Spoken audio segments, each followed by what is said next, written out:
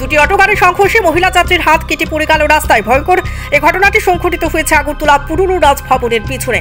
আহত মহিলা যাত্রীর নাম প্রণমিকা দত্ত, বাড়ি নন্দননগর। মানে আপনি কি শুনে আইছে? আমি ওই ছেলেটা আমার বাড়ি গেছে, আমার মায়ের লোকের সকালবেলা বলছে তারা বাজার ঘাট যাবো। আমার মায়ের চুড়িদার পরছে, স্নান করছে, ওই মায়ের লুয়ে এসে আমার মায়ের লুয়ে এসে অটো দিয়া 10টা 10-এ বেরিয়েছে। 10 মিনিটের পরে আমার মায়ের হাত নেয়, আমার কাছে অ্যাক্সিডেন্ট হয়েছে।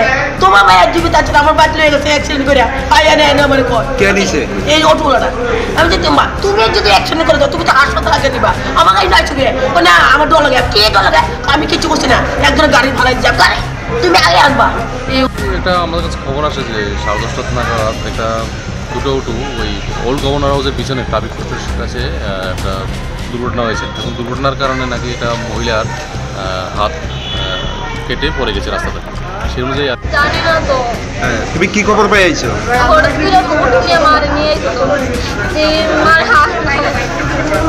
বর্তমানে তোমার মার অবস্থা কিরকম? এই যে হাতটা যে আলাদা হয়েছে কিভাবে হয়েছে?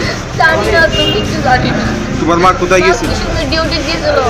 কিসের ডিউটি করে? আচ্ছা, কোন জায়গাতে অটো গাড়িতে উঠছিল?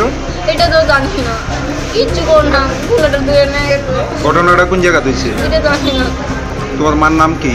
প্রণমিকা দত্ত। বয়স কত হইব? 30। বাড়ি কোন জায়গায়? নন্দননগর। এখন অবস্থা কিরকম?